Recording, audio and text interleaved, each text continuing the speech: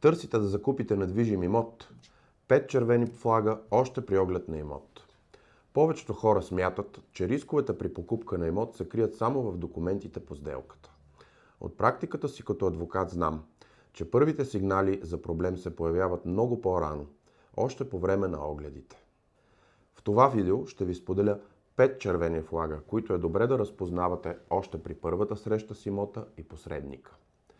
Първият червен флаг е, когато обявата изглежда твърде добра, за да е истина, а на място започват обяснения от типа: този имот вече не е наличен, но имаме друг, много подобен. Такива ситуации не са рядкост и често означават, че обявата е използвана само за привличане на интерес.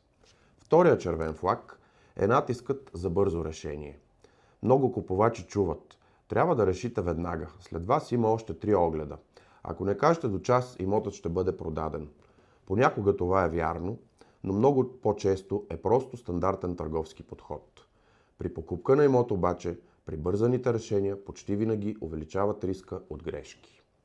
Третият червен флаг е подписването на документ, който ви се представя като чиста формалност. Най-често това е протокол за оглед или договор за посредничество. В много случаи тези документи съдържат клаузи, които могат да ви обвържат ексклузивно с посредник или да създадат задължения за комисионна или неустойки. Затова никога не подписвайте подобен документ, без да го прочетете внимателно. Ако не разбирате съдържанието му, консултирайте се с адвокат.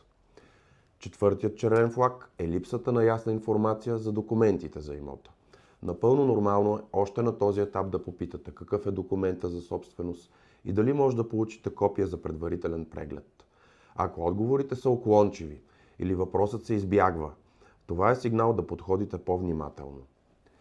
Петият червен флаг е когато разговорът много бързо се насочва към плащане на капаро, депозит или друга форма на ангажимент, още преди да сте получили достатъчно информация за имота и условията по сделката. Запомнете нещо много важно. По време на оглед не сте длъжни да вземате решения веднага, не сте длъжни да подписвате документи веднага и със сигурност не сте длъжни да поемате финансови ангажименти на място. Първата ви задача като купувач е да разберете дали имотът и условията по сделката изобщо заслужават следваща стъпка.